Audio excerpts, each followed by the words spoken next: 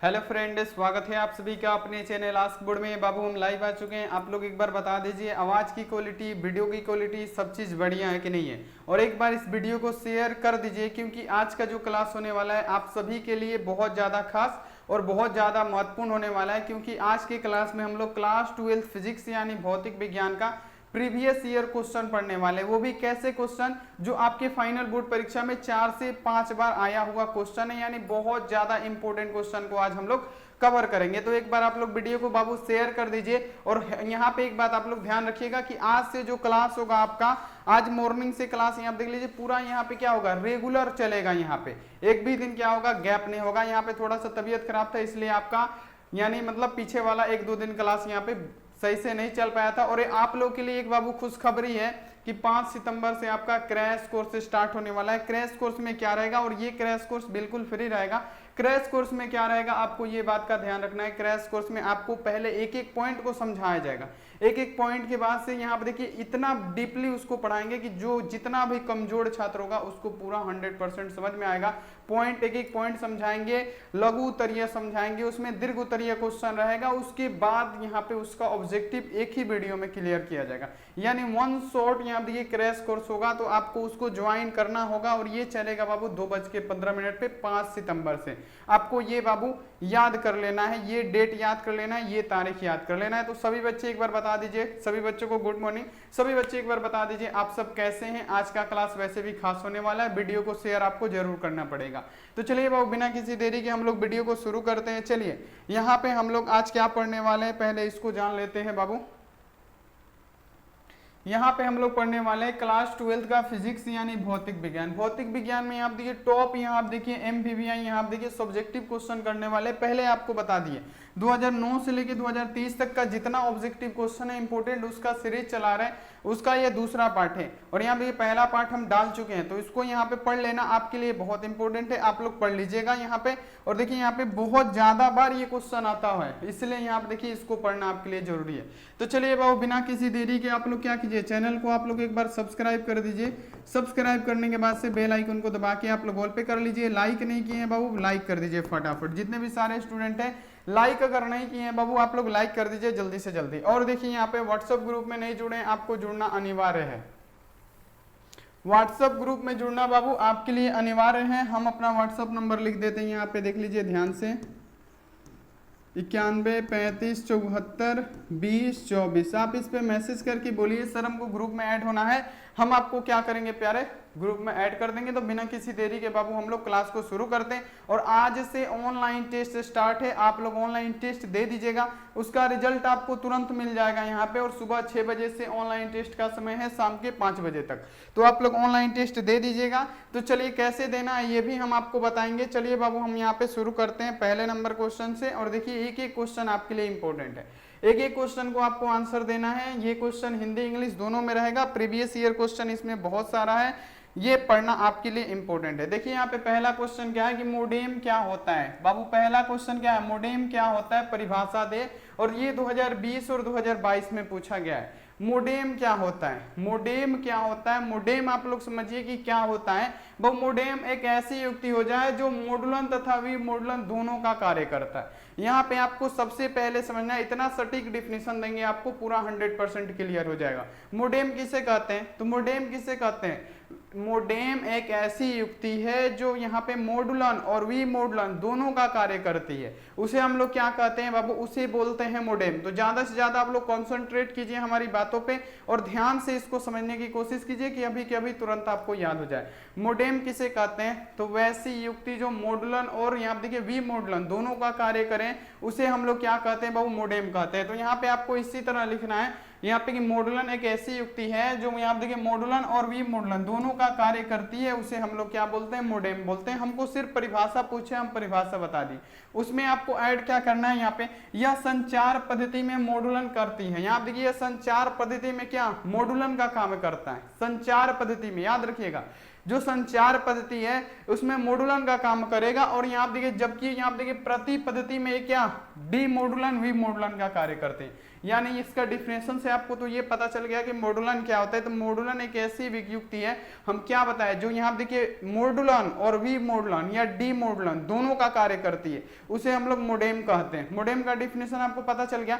अब यहाँ पे आपको ये जानना है कि मॉडुलन कहाँ पे काम करता है, वी मॉडुलन कैसे काम करता है। तो यहाँ पे देख लीजिए, यहाँ पे आपको याद रखना है कि जो मॉडुलन है वो कहाँ पे, तो यहाँ पे आपको याद रखना है संचार पद्धति में मॉडुलन का। अगर संचार पद्धति होगा तो क्या मॉडुलन का काम करेगा, और जबकि प्राप्त पद्धति होगा उसमें डी मॉडुलन का काम करेगा। इतना लिख दीजिएगा, किसी में हिम्मत नहीं है कि 2 नंबर से 1 नंबर भी आपका काट ले। तो यहाँ पे ये आपको क्वेश्चन समझ में आ गया होगा 100%।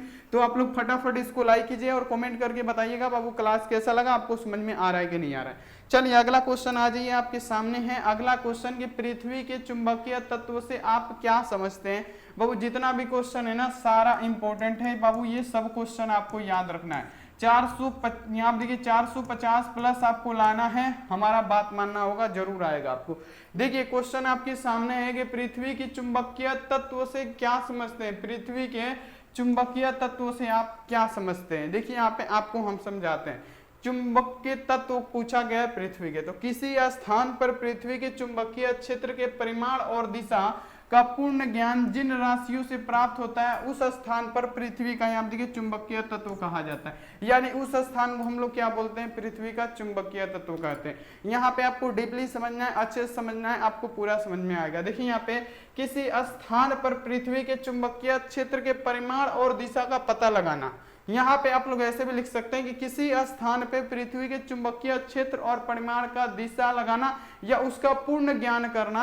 यहाँ पे क्या, उनका पूर्ण राशियों को प्राप्त करना, उसको पूर्ण ज्ञान को प्राप्त करना। उसी स्थान पर यहाँ देखिए पृथ्वी का हम लोग क्या कहते हैं, उसी स्थान को हम लोग पृथ्वी का चुंबकीय तत्व कहते हैं। तो यहाँ पे आप लोग ऐसे इसको याद रख सकते हैं। जैसे यहाँ देखिए क्या हो गया, इसका एक उदाहरण लीजिए, चुंबकीय दिक्पात हो गया, चुंबकीय नीति या नमन कोड हो गया। चुंबकीय दिक्पात कोड आपको पता है, चुंबकीय नमन कोण यहाँ पे ये भी आपको पता है। यहाँ देख लीजिए तीसरा इसका क्या हो गया, ध्यान रखिएगा आप लोग, चुंबक के यहाँ देख लीजिए पृथ्वी के चुंबकीय क्षेत्र का क्षैतिज घटक, ये भी इसके अंतर्गत आता है। तो ये सब क्वेश्चन बाबू आपको याद होना चाहिए, फटाफट इसको याद कर लीजिएगा और ज्यादा आप लोग कॉन्सेंट्रेट कीजिएगा कि हमारी बात सुन के आप लोग इस क्वेश्चन को याद कर लीजिएगा।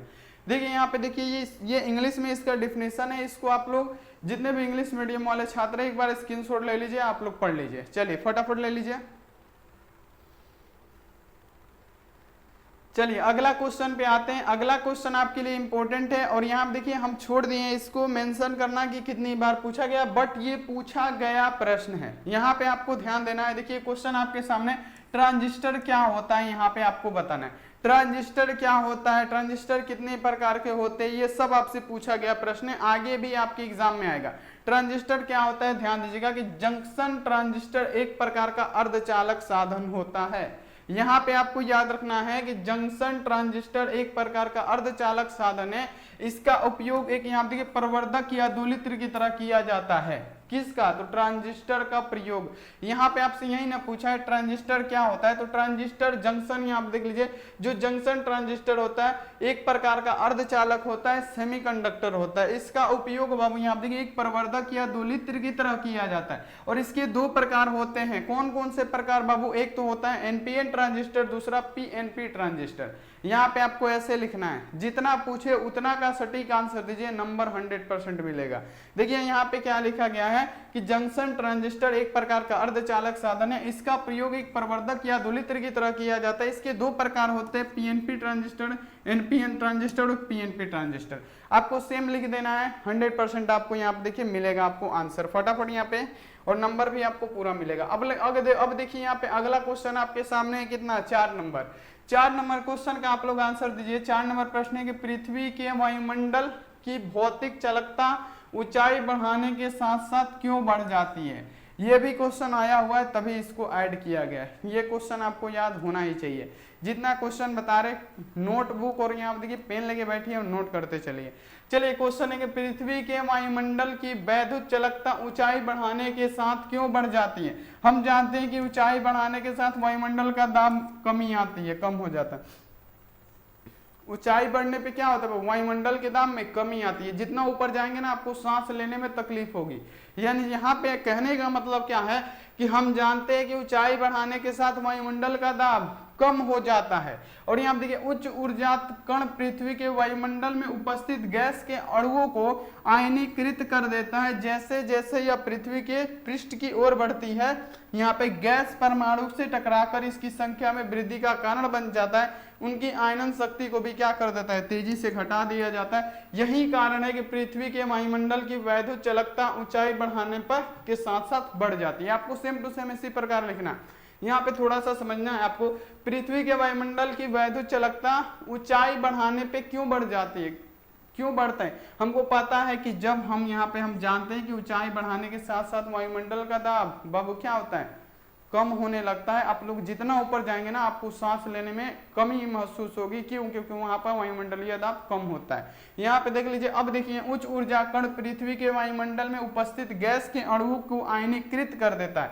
यानी पृथ्वी के वायुमंडल में जितने भी उपस्थित गैस हैं अणुओं को वो क्या कर देता है, गैस के अणुओं को आयनीकृत कर देता है। जैसे यह पृथ्वी के पृष्ठ की ओर बढ़ता है, गैस परमाणुओं से टकराकर उसकी संख्या में वृद्धि का कारण उसकी आयनन शक्ति को क्या करता है, कम कर देता है। यही कारण है बाबू यहाँ पे आपको समझना है कि पृथ्वी के वायुमंडल में वैद्युत चालकता ऊंचाई बढ़ाने के साथ बाबू क्या होने लगती है, बढ़ने लगती है। तो आप लोग इसको ऐसे लिख दीजिएगा, 100% आपके एग्जाम में पूछा जाएगा। ये सब क्वेश्चन बाबू ये सब आता है, तो ऐसे ऐसे क्वेश्चन याद कर लेना है 100%। चलिए इंग्लिश मीडियम वाले जितने भी छात्र हैं एक बार आप लोग स्क्रीनशॉट ले लीजिए फटाफट। चलिए अगला क्वेश्चन यहाँ पे आ जाइए कि चुंबकीय क्षेत्र रेखाएं क्या है और इसके गुण लिखिए। देखिएगा तो 4 से 5 बार आपके एग्जाम में आया हुआ क्वेश्चन है बाबू ये कि चुंबकीय क्षेत्र रेखाएं क्या होती है, इसके गुणों को लिखे। बाबू चुंबकीय क्षेत्र रेखाएं क्या होती है, चलिए अब आपको समझाते हैं, एक ही बार में दिमाग में फिट कर देंगे पूरा।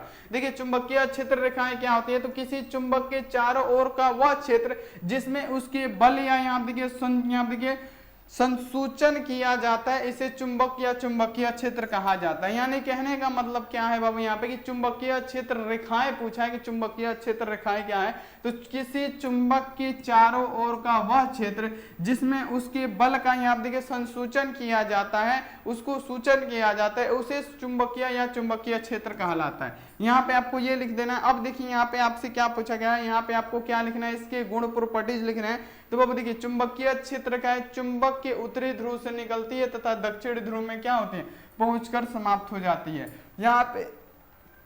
यहाँ पे आप लोग ऐसे लिख सकते हैं, इसका डिफिनीशन यहीं भी लिख सकते हैं। जैसे चुंबकीय क्षेत्र रेखाएं क्या है, चुंबकीय क्षेत्र रेखाएं का अगर आपको डिफिनीशन लिखना है तो आप लोग डिफिनीशन के बदले ये भी लिख सकते हैं। ध्यान रखिएगा कि चुंबकीय क्षेत्र रेखाएं चुंबक के उत्तरी ध्रुव से निकलती है और दक्षिणी ध्रुव पे जाके क्या होती है, समाप्त हो जाती है। ये डिफिनीशन भी है बाबू, ये डिफिनीशन भी है और इसके प्रॉपर्टी भी है, ये आप लोग ऐसे लिख सकते हैं। अभी आप देखिए चुंबक के भीतर चुंबकत्व रेखा क्षेत्र रेखाएं की दिशा उसके दक्षिणी ध्रुव से उत्तरी ध्रुव की ओर होती है। यानी जो चुंबक के भीतर चुंबकीय क्षेत्र रेखाएं होती हैं, चुंबक के भीतर जो चुंबकीय क्षेत्र रेखाएं होती हैं उसकी जो दिशा होती है दक्षिणी ध्रुव से उत्तरी ध्रुव को ही होता है। क्या होता है बाबू, उसकी जो दिशा चुंबकीय क्षेत्र रेखाओं की जो दिशा होती है क्या होती है, दक्षिणी ध्रुव से उत्तरी ध्रुव की ओर होती है। ये आपको लिखना है। और बाबू यहाँ देखिए डिफिनीशन आपको ऊपर वाला हार्ड लग रहा है, आप लोग डिफिनीशन ये भी दे सकते हैं। चुंबकीय क्षेत्र रेखाएं चुंबक के उत्तरी ध्रुव से निकलती है और तथा दक्षिणी ध्रुव पे क्या है, समाप्त हो जाती है। और चुंबकीय क्षेत्र रेखाओं की दिशा क्या होती है, तो ये क्या होता है बाबू, ये दिशा यहाँ देखिए दक्षिणी ध्रुव से उत्तरी ध्रुव की ओर होता है। तो ये आप लोग ऐसे लिख सकते हैं, बिल्कुल आपको एग्जामिनर नंबर देगा। अगला यहाँ पे आ जाइए क्वेश्चन बाबू, यहाँ पे इंग्लिश मीडियम वाले आप लोग स्क्रीनशॉट ले लीजिए, जरूरी है स्क्रीनशॉट लेना। चलिए अगला क्वेश्चन आ जाइए बाबू कि आवेश संरक्षण सिद्धांत क्या है। देखिए कितनी बार आपके एग्जाम में पूछा गया है कि आवेश संरक्षण सिद्धांत क्या होता है। आवेश संरक्षण सिद्धांत क्या होता है बाबू, आवेश संरक्षण सिद्धांत क्या होता है, आवेश संरक्षण सिद्धांत ये होता है कि आवेश को ना तो उत्पन्न किया जा सकता है ना तो इसे नष्ट किया जा सकता है। इसी को हम लोग क्या बोलते हैं, आवेश संरक्षण का सिद्धांत बोलते हैं। बाबू आवेश को ना तो हम उत्पन्न कर सकते हैं ना आवेश को हम लोग नष्ट कर सकते हैं, इसी को हम लोग क्या आवेश संरक्षण सिद्धांत बोलते हैं। बहुत ही आसान डिफिनेशन है। जैसे देखिए आवेश संरक्षण सिद्धांत यहाँ देखिए सबसे पहले आपको जान लेना है कि बेंजामिन फ्रैंकलिन ने दिया था। आवेश संरक्षण सिद्धांत को सबसे पहले बेंजामिन फ्रैंकलिन ने दिया था, याद रखिएगा। अब यहाँ देखिए इनके अनुसार क्या है, विद्युत आवेश को ना तो उत्पन्न किया जा सकता है ना तो इनको नष्ट किया जा सकता है। ये भी आपको लिखना है कि इसको किसने दिया था, तो इसको सबसे पहले बेंजामिन फ्रैंकलिन ने दिया था। और इनका मत ये है, उनका कहना ये है कि आवेश को ना तो हम उत्पन्न कर सकते हैं ना तो हम इसको नष्ट कर सकते हैं, उसी को हम लोग क्या बोलते हैं बाबू, उसी को हम लोग क्या बोलते हैं बाबू, यहाँ पे हम लोग आवेश संरक्षण का सिद्धांत हम लोग बोलते हैं। और यहाँ देखिए विद्युत आवेश ब्रह्मांड में सदैव ही संरक्षित है, यानी उनके कहने का मतलब जो विद्युत आवेश है वो ब्रह्मांड में क्या है बाबू, सदैव ही सुरक्षित होता है। तो ये आपको ऐसे लिख देना है, जरूर आपको एग्जामिनर नंबर देगा 100%, बिल्कुल टेंशन नहीं लेना है। अब यहाँ देखिए कला मॉडुलन से आप लोग क्या समझते हैं, क्या बाबू कला मॉडुलन से आप लोग क्या समझते हैं, कला मॉडुलन से आप लोग क्या समझते हैं। अगला क्वेश्चन आपके सामने बाबू, एक एक पॉइंट को नोट कर लीजिएगा, फायदा करेगा। कला मॉडुलन क्या है कि जब वाहक तरंगों की कला मूल तरंग या मूल यहाँ देखिए सिग्नल या मॉडुलक सिग्नल के अनुसार परिवर्तित होती है, लेकिन वाहक तरंगों का आयाम और आवृत्ति में कोई परिवर्तन नहीं होता है, इसे ही हम लोग क्या बोलते हैं, कला मॉडुलन बोलते हैं। देखिए आप नहीं समझे, बिल्कुल हम आपको समझाएंगे, आपको 100% समझ में आएगा। देखिए क्वेश्चन आपके सामने, कला मॉडुलन से आप क्या समझते हैं, तो जब वाहक तरंगों की कला या मूल तरंग या मूल सिग्नल या मूल मॉडुलक, यानी यहाँ पे कुछ भी आप लोग लिख सकते हैं, यहाँ पे हम पूरा लिख दिए हैं, आप लोग कुछ भी लिख सकते हैं कि जब वाहक तरंग को कला या मूल तरंग या मूल सिग्नल या मूल मॉडुलक सिग्नल के अनुसार परिवर्तित होती है, किसके अनुसार, सिग्नल के अनुसार परिवर्तित होती है, लेकिन वाहक तरंग का आयाम और आवृत्ति में कोई भी परिवर्तन नहीं होता है, तो उसे ही हम लोग क्या बोलते हैं बाबू, कला मॉडुलन बोलते हैं। देखिए कितना सटीक डिफिनेशन है, या आपको चाहिएगा तो एक दो बार में याद हो जाएगा, दो बार पढ़िएगा जरूर याद हो जाएगा। तो ये क्वेश्चन भी बाबू इंपॉर्टेंट है, ये सब क्वेश्चन आपको याद होना चाहिए, तो सभी बच्चे इस क्वेश्चन को याद कर लीजिएगा, बहुत ज्यादा इंपॉर्टेंट है। चलिए अगला क्वेश्चन आ जाइए कि उदासीन बिंदु से आप लोग क्या समझते हैं। चलिए जल्दी जल्दी आंसर बता दीजिए। उदासीन बिंदु से क्या समझते हैं, नेचुरल पॉइंट से आप लोग क्या समझते हैं। उदासीन बिंदु क्या होता है ये समझिए पहले। उदासीन बिंदु क्या होता है, तो चुंबकीय क्षेत्र के परिमाणी चुंबक क्षेत्र में कुछ ऐसे बिंदु होते हैं जहां चुंबक या चुंबकीय क्षेत्र पर पृथ्वी का चुंबकीय क्षेत्र बराबर तथा विपरीत होता है। इन्हीं बिंदुओं की परिमाणी चुंबकीय क्षेत्र शून्य होती है, ऐसे बिंदु को हम लोग उदासीन बिंदु कहते हैं। देखिए आपको समझ में नहीं आया होगा, लेकिन फिर से हम आपको समझाते हैं कि उदासीन बिंदु क्या है। चुंबकीय क्षेत्र के परिमाणी चुंबकीय क्षेत्र में कुछ ऐसे पॉइंट होते हैं, यानी कहने का मतलब यह है कि चुंबकीय क्षेत्र में, यहाँ देखिए चुंबकीय क्षेत्र के परिमाण में कुछ ऐसे पॉइंट होते हैं, कुछ ऐसे बिंदु होते हैं जहां यहाँ देखिए चुंबक या चुंबकीय क्षेत्र पर पृथ्वी का चुंबकीय क्षेत्र बराबर या विपरीत होता है। यानी कहने का मतलब उस पे क्या होगा, चुंबकीय क्षेत्र या चुंबकीय क्षेत्र रेखाएं क्या होती है, बराबर होती है या विपरीत होती है। और यहाँ देखिए इन बिंदुओं पर परिमाणी जो चुंबकीय क्षेत्र होता है वो शून्य हो जाता है, यानी इन बिंदुओं पे जो परिमाणी चुंबकीय क्षेत्र है बाबू वो क्या हो जाता है, हमारा शून्य हो जाता है। ऐसे बिंदुओं को ही हम लोग क्या बोलते हैं, उदासीन बिंदु बोलते हैं। 100% करेक्ट डिफिनेशन है, इसको आप लोग याद कर लीजिएगा, बहुत ही बेहतरीन क्वेश्चन है। ऐसे ऐसे क्वेश्चन आते हैं, आप लोग याद कर लीजिएगा। अब देखिए ये क्वेश्चन बहुत ज्यादा बार पूछा गया है, 9 नंबर की संधारित्र के किन्हीं दो उपयोगों को लिखे बाबू। क्रैश कोर्स से स्टार्ट हुआ है 5 सितंबर से, 5 सितंबर से क्रैश कोर्स से स्टार्ट है। एक एक पॉइंट ऐसा समझाएंगे बच्चा से बच्चा तक समझ पाएगा। उसमें क्या रहेगा, एक एक पॉइंट आपको समझाएंगे, लघु उत्तरीय, दीर्घ उत्तरीय, ऑब्जेक्टिव।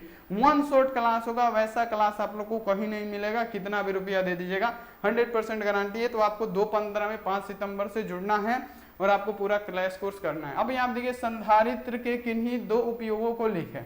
क्या बाबू, संधारित्र के हमको दो उपयोग लिखने हैं कि संधारित्र के कार्य कौन कौन से होते हैं, इसके उपयोग हम कहाँ कहाँ पे कर सकते हैं। तो चलिए संधारित्र के दो उपयोग कौन कौन से हैं, तो ऐसे लिखना है कि संधारित्र के दो उपयोग, पहला ऊर्जा संचायक के रूप में, ऊर्जा को संचयक करने के रूप में हम लोग संधारित्र का उपयोग कर सकते हैं। ऊर्जा संचयक के रूप में, ऊर्जा के संचायक के रूप में हम लोग संधारित्र का उपयोग करते हैं। इलेक्ट्रॉनिक परिपथों में करते हैं, यानी जो संधारित्र का उपयोग है इलेक्ट्रॉनिक डिवाइसों में भी किया जाता है संधारित्र का उपयोग, और एक किया जाता है ऊर्जा संचयक के रूप में। तो दो ही हमसे पूछा है, दो हम लोग आराम से लिख देंगे, आराम से नंबर मिल जाएगा, बहुत बढ़िया।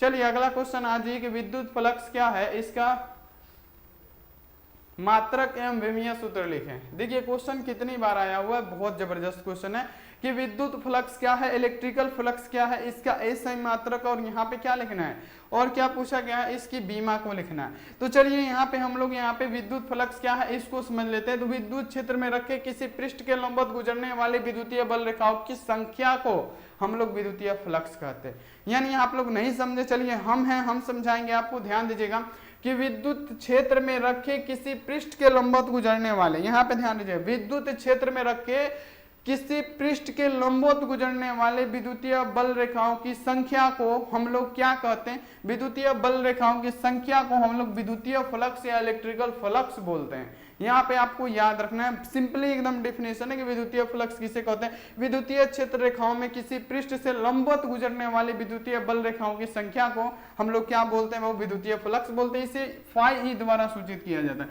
विद्युतीय फ्लक्स को हम लोग फाई ई के द्वारा क्या करते हैं बेटा, सूचित करते हैं। ये आपको याद रखना है यहाँ पे। और यहाँ पे देखिए इसका एसआई जो मात्रक जो होता है, यहाँ पे देखिए इसको ऐसे भी लिख सकते हैं, फाई इक्वल टू यहाँ पे ई ए कोस थीटा, यहाँ पे इसको लिख सकते हैं, आप लोग ध्यान रखिएगा। अब यहाँ पे देखिए विद्युतीय प्रवाह की एसआई इकाई क्या होती है, यानी विद्युतीय फ्लक्स का यहाँ पे एसआई यूनिट क्या होता है, बाबू न्यूटन मीटर स्क्वायर प्रति कूलम्ब होता है। ये आपको याद रखना है बाबू, ऑब्जेक्टिव में भी पूछ सकता है। यहाँ पे हमारा आपको याद रखना है कि ये ऑब्जेक्टिव में पूछ सकता है, ये क्वेश्चन इंपॉर्टेंट होता है। देखिए यहाँ पे क्वेश्चन क्या है कि विद्युतीय फ्लक्स क्या है, तो विद्युत क्षेत्र में रखे किसी पृष्ठ के लंबवत गुजरने वाले विद्युतीय बल रेखाओं की संख्या को हम लोग विद्युतीय फ्लक्स कहते हैं। इसे फाई ई द्वारा सूचित करते हैं। और इसको हम लोग और क्या लिख सकते हैं, फाई बराबर हम लोग लिख सकते हैं ई क्या बाबू, ई कोस थीटा, यहाँ पे हम लोग लिख सकते हैं। और यहाँ देखिए इसकी एसआई इकाई क्या होती है, न्यूटन मीटर स्क्वायर प्रति कूलम्ब होती है। तो ऐसे आपको क्वेश्चन को याद कर लेना है, बहुत इंपॉर्टेंट क्वेश्चन है। अगला यहाँ देखिए ट्रांसड्यूसर से क्या समझते हैं बाबू, सारा इंपॉर्टेंट क्वेश्चन बता देंगे।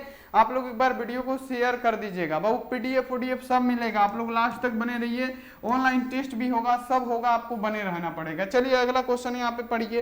क्वेश्चन है कि ट्रांसड्यूसर से क्या समझते हैं, ट्रांसड्यूसर क्या होता है, ट्रांसड्यूसर का क्या प्रयोग होता है, सब जानेंगे। देखिए ट्रांसड्यूसर क्या है, ट्रांसड्यूसर वह युक्ति है जो यहाँ देखिए ऊर्जा को एक रूप से किसी दूसरे रूप में परिवर्तित कर देती है। यानी ट्रांसड्यूसर का कार्य क्या होता है, ट्रांसड्यूसर एक ऐसा डिवाइस है, ऐसा युक्ति है जो ऊर्जा की एक रूप से दूसरे रूप में परिवर्तित कर देता है। जैसे एसी को डीसी में बदल दिया, ये सब क्या होता है, वो ट्रांसड्यूसर का कार्य होता है। यानी ऊर्जा को एक रूप से दूसरे रूप में रूपांतरित करने की क्रिया को हम लोग ट्रांसड्यूसर कहते हैं। तो ये आप लोग याद रखिएगा, बिल्कुल इंपॉर्टेंट क्वेश्चन है कि ट्रांसड्यूसर क्या होता है। वो ट्रांसड्यूसर क्या होता है, ट्रांसड्यूसर एक ऐसा डिवाइस होता है, एक ऐसा युक्ति होता है जो यहाँ पे ऊर्जा को एनर्जी के एक रूप से दूसरे रूप में रूपांतरित कर देता है, बदल देता है। उसे हम लोग क्या बोलते हैं, ट्रांसड्यूसर बोलते हैं। आपको 100% डेफिनेशन याद हो गया होगा, आप लोग इसको याद कर लीजिएगा। अगला क्वेश्चन देख लीजिए कि अर्धचालक से आप लोग क्या समझते हैं, सेमीकंडक्टर आप लोग समझते होंगे। जैसे आप लोगों ने पढ़ा होगा P type semiconductor, N type semiconductor. यानी अर्धचालक से आप क्या समझते हैं, ये जानेंगे फटाफट। आप लोग देख लीजिए कि अर्धचालक से हम लोग क्या समझते हैं। देखिए अर्धचालक से क्या समझते हैं, तो वे पदार्थ जिनमें सामान्य अवस्था में विद्युत धारा प्रवाहित नहीं होती है। कहने का मतलब ये है, अर्धचालक का मतलब क्या, आप लोग समझिए बाबू, कि वे पदार्थ जिनमें सामान्य अवस्था में विद्युत धारा प्रवाहित नहीं होता है। बाबू होता है, लेकिन सामान्य अवस्था, ऐसा नहीं कि बिल्कुल नहीं होता है। इसमें अर्धचालक में क्या होता है, सामान्य अवस्था में, जैसे यहाँ देखिए चालक में एकदम सामान्य अवस्था में यहाँ पे देखिए विद्युत धारा का प्रवाहित होता है। जैसे यहाँ देखिए चांदी हो गया, एल्युमिनियम हो गया, इस सब में क्या होता है, सामान्य अवस्था में विद्युत धारा प्रवाहित होता है। लेकिन यहाँ पे देख लीजिए अर्धचालक में क्या होता है, विद्युत धारा का जो प्रवाह होगा ना, सामान्य अवस्था में नहीं होगा, लेकिन सामान्य अवस्था में नहीं होगा। तो आपको यही समझना है कि वे पदार्थ जिनमें सामान्य अवस्था में विद्युत धारा प्रवाहित नहीं होती है, लेकिन ताप बढ़ाने पर उनकी विद्युत धारा प्रवाहित होने लगती है। यानी अगर हम लोग टेम्परेचर उसमें देंगे ना, अर्धचालक में टेम्परेचर देंगे, उसका ताप बढ़ाएंगे, तो उसमें धारा का प्रवाह होने लगता है। यानी सामान्य अवस्था में नहीं होगा। उसमें क्या होता है, अर्धचालक में सामान्य अवस्था में यहाँ देखिए धारा का प्रवाह नहीं होगा। अगर उसमें देखिए यहाँ पे टेम्परेचर उसमें अगर हम बढ़ा देंगे, ताप को बढ़ाएंगे, क्या होगा, अर्धचालकों में धारा का यहाँ देखिए धारा यानी यहाँ पे देखिए क्या प्रवाहित होने लगती है। ऐसे पदार्थ को हम लोग अर्धचालक पदार्थ कहते हैं। अर्धचालक का प्रयोग यहाँ पे देख लीजिए डायोड में, ट्रांजिस्टर में, एलईडी में किया जाता है अर्धचालक का प्रयोग। यहाँ पे देख लीजिए, आपको यही याद रखना है कि अर्धचालक क्या होता है। चालक में तो विद्युत धारा सामान्य प्रवाहित होता है, अर्धचालक में विद्युत धारा सामान्य रूप से प्रवाहित नहीं होती है। जब उसमें हम लोग टेम्परेचर देते हैं, ताप को बढ़ाते हैं, तब उसमें धारा का प्रवाह होने लगता है। उसी को हम लोग क्या बोलते हैं, अर्धचालक बोलते हैं, सेमीकंडक्टर बोलते हैं। देखिए अपने भाषा में डिफिनेशन लिखे हैं, किसी का यहाँ पे मजाल नहीं है कि आपका डिफिनीशन काट दे और यहाँ पे आपको नंबर ना दे। तो यहाँ पे ऐसे लिखना है, अर्धचालक का उपयोग हम लोग डायोड, ट्रांजिस्टर, एलईडी, आईसी उपयुक्त जितना भी है उसको बनाने में हम लोग करते हैं। यहाँ पे देखिए अर्धचालक के प्रकार हो गया, पी प्रकार का अर्धचालक, एन यहाँ पे देखिए एन प्रकार का अर्धचालक। पी प्रकार का अर्धचालक में यहाँ पे देखिए वैसा शुद्ध अर्धचालक जिसमें यहाँ पे देखिए त्रिसंयोजी अशुद्धि को मिला देंगे, पी टाइप अर्धचालक होगा, और जिसमें पंच संयोजी अशुद्धि मिलाएंगे वो एन टाइप अर्धचालक होगा। चलिए अगला क्वेश्चन देख लीजिए 13 नंबर के, संट के दो उपयोग लिखे, देखिए कितनी बार आया हुआ है। ऐसे ऐसे क्वेश्चन बाबू आपके एग्जाम में आते हैं, फटाफट ऐसे ऐसे क्वेश्चनों को आपको याद कर लेना है। संट के दो उपयोग लिखे, संट के दो उपयोग कौन कौन से हैं, तो सबसे पहले से लिखना है, हेडलाइन देखिए संट के उपयोग निम्नलिखित है। पहला उपयोग क्या है, गैल्वेनोमीटर को उच्च धारा से क्षति होने से बचाने के लिए, यानी कहने का मतलब गैल्वेनोमीटर में जो उच्च धारा होगा उसको क्षति होने से, यानी उसको यहाँ देखिए बचाने के लिए उसका प्रयोग किया जाता है। यहाँ पे गैल्वेनोमीटर को उच्च धारा पे, यानी गैल्वेनोमीटर में अगर हम लोग शॉर्ट लगाते हैं तो उच्च धारा होगा जो यहाँ पे शॉर्ट सर्किट होगा, उससे क्या करेगा वो प्रतिरक्षा यहाँ पे सुरक्षा प्रदान करेगा। अब यहाँ पे गैल्वेनोमीटर को समानांतर क्रम में शंट लगाकर इसे आमीटर में बदल सकते हैं। ये तो पढ़े आप लोग, गैल्वेनोमीटर में शंट लगा के हम लोग आमीटर में इसको परिवर्तित कर सकते हैं। तो ये दो हो गया, आप लोग ऐसे लिख सकते हैं फटाफट। और यहाँ देखिए शंट के दो उपयोग में, यहाँ देखिए गैल्वेनोमीटर में शंट लगाकर इसको माप सीमा को भी हम लोग बढ़ा सकते हैं, कुछ भी लिख सकते हैं, सब यहाँ पे आंसर सही होगा। यहाँ देख ले विभव मापी के दो उपयोग लिखे, देखिए यहाँ पे क्वेश्चन आया हुआ है कि विभव मापी के आपके दो उपयोग लिखने हैं। वो विभव मापी के दो उपयोग कौन कौन से हैं, यहाँ पे आप लोग समझिए कि विभव मापी के निम्नलिखित दो उपयोग हैं, आपको ऐसे लिखना है। पहला कौन सा है, विभव मापी की मदद से किसी सेल का विद्युत वाहक बल मापा जाता है। बाबू सेल का विद्युत वाहक बल किससे मापा जाता है, सेल का इलेक्ट्रोमोटिव फोर्स किससे मापा जाता है, विभव मापी से। आपको सेम टू सेम याद है, ये आपको ऐसे ही लिखना है कि विभव मापी का निम्नलिखित दो उपयोग लिखे। बाबू यहाँ पे देखिए सेल का विद्युत वाहक बल किससे मापा जाता है, तो हम लोग सेल का विद्युत वाहक बल विभव मापी से मापते हैं। तो यहाँ पे पहला उपयोग लिख दीजिए कि विभव मापी की मदद से किसी सेल का ईएमएफ हम लोग मापते हैं, इलेक्ट्रोमोटिव फोर्स विद्युत वाहक बल मापते हैं। अब यहाँ देखिए दूसरा है कि इसकी मदद से किसी सेल के आंतरिक प्रतिरोध का यहाँ देखिए मान ज्ञात किया जा सकता है। यहाँ पे ध्यान दीजिएगा आप लोग कि इसके मदद से किसी सेल का आंतरिक प्रतिरोध का मान हम लोग ज्ञात कर सकते हैं। विभव मापी की मदद से किसी भी सेल का आंतरिक प्रतिरोध का मान हम लोग ज्ञात कर सकते हैं। बहुत इंपॉर्टेंट पॉइंट है, ये आप लोग याद कर लीजिएगा, 100% आपके एग्जाम में बाबू आएगा। अब देखिए अगला क्वेश्चन आपके सामने, अगला क्वेश्चन है कि संचार क्या है एवं संचार व्यवस्था के आवश्यक तत्व कौन कौन से हैं, यानी संचार क्या है। देखिए बाबू क्वेश्चन सब इंपॉर्टेंट है, ऐसे ऐसे क्वेश्चन आपके एग्जाम में आता है। संचार क्या है और यहाँ पे पूछा गया एवं संचार व्यवस्था के आवश्यक तत्व कौन कौन से, ये बता दीजिए। सबसे पहले हम लोग जानेंगे संचार क्या है। संचार क्या है, सूचना या संकेत सिग्नलों को एक स्थान से दूसरे स्थान तक प्रेषित करने की प्रक्रिया को हम लोग संचार कहते हैं, संचार व्यवस्था कहते हैं। यानी यहाँ पे आपको समझना है कि संचार आखिर किसे कहते हैं, संचार किसे कहते हैं। तो संचार सूचना या संकेत को या अपने सिग्नल को, जो सूचना का संकेत होता है या सिग्नल होता है, उसको एक स्थान से दूसरे स्थान तक भेजने के लिए प्रेषित करने की प्रक्रिया को हम लोग क्या बोलते हैं बाबू, संचार कहते हैं। यानी सूचना या संकेत के सिग्नल को एक स्थान से दूसरे स्थान तक भेजने की प्रक्रिया को हम लोग क्या बोलते हैं बाबू, संचार कहते हैं। ये आपको याद रखना है। अब यहाँ पे देख लीजिए संचार व्यवस्था के मुख्य आवश्यक अंग कौन कौन से हैं, वो कितने प्रकार के होते हैं। तो यहाँ पे आपको लिख देना है बाबू, यहाँ पे पहला होता है प्रेषित, चैनल या यहाँ पे चैनल के माध्यम से, अभिग्रहण के माध्यम से, बहुत सारा प्रकार है। आप लोग इसको ऐसे लिख सकते हैं।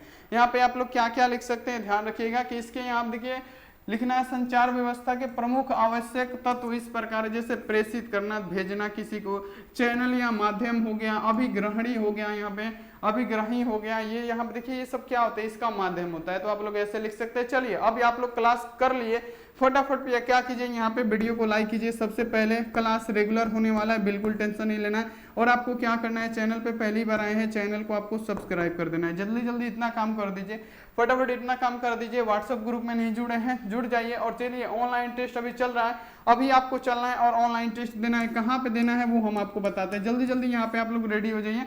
चलिए अब हम आपको बताते हैं कहाँ पे ऑनलाइन टेस्ट चल रहा है, कहाँ पे आपको ऑनलाइन टेस्ट देना है, सभी बच्चे को पीडीएफ कहाँ से मिलेगा, सब चीज़ कहाँ से मिलेगा, सब चीज़ें हम आपको बता रहे हैं। आप लोग क्या करिए, फटाफट यहाँ पे बने रहिए, फटाफट बने रहिए। यहाँ पे देखिए सर्च बार आपको क्या करना है, सबसे पहले अपने गूगल या क्रोम को ओपन करना है। गूगल या क्रोम को ओपन कीजिएगा, यहाँ पे सर्च देगा, आपको लिखना है यहाँ पे आस्क बोर्ड, ASK, और यहाँ पे आपको लिखना है BOOD, ARD। यहाँ पे देखिए आस्क बोर्ड लिखना है, आस्क बोर्ड लिख के आप लोग सर्च कीजिए। देखिए दो यहाँ पे आपको आस्क बोर्ड का यहाँ पे देख लीजिए दिखाई देगा होम। पहला यहाँ पे देखिए आस्क बोर्ड और दूसरा यहाँ पे है आस्क बोर्ड। आपको क्या करना है, नीचे वाले आस्क बोर्ड पे आना है। जैसे ही आइएगा यहाँ पे क्लिक कीजिएगा, यहाँ पे देखिए हमारा ऑफिशियल वेबसाइट आ जाएगा। आपको क्या करना है, यहाँ पे देखिए आपके फोन खोलिएगा तो यहाँ पे ऑनलाइन टेस्ट का ऑप्शन दिखेगा।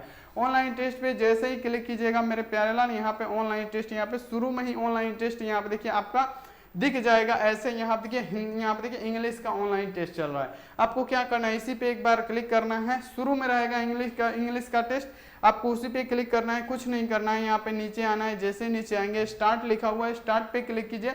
नाम पूछेगा, आपको नाम डालना आवश्यक है और इसका रिजल्ट भी अब आएगा, आप लोग ध्यान रखिएगा। हम लोग यहाँ पे आस्क बोर्ड लिख के सर्च कर देते हैं। अब यहाँ पे देखिए आपका टेस्ट स्टार्ट हो गया। जैसे बोल रहा है कि विद्युत अपघटनी चालकता मापता है, क्या मापता है, विभव मापता है। हम विभव पे क्लिक कीजिए, किए, हमारा सही आंसर हो गया। जैसे देखिए यहाँ पे हम इसको गलती करेंगे कि 1 kg घोल में उपस्थित घुले हुए मोलों की संख्या को हम लोग मोल लता कहते हैं, लेकिन हम गलती कर रहे हैं क्या, हम लोग नर्म लता पे मार रहे हैं। तो देखिए आपका गलत जवाब हो जाएगा। तो ऐसे आके आप लोग प्रैक्टिस कीजिए और यहीं से PDF भी डाउनलोड कीजिए, सब्जेक्टिव भी पढ़िए। तो चलिए बाबू मिलते हैं यहाँ पे ऐसे अगले क्लास में दोपहर के 2:15 वाला में। तब तक आप अपना ध्यान रखिए, मन लगा के पढ़ाई कीजिए। Take care and bye.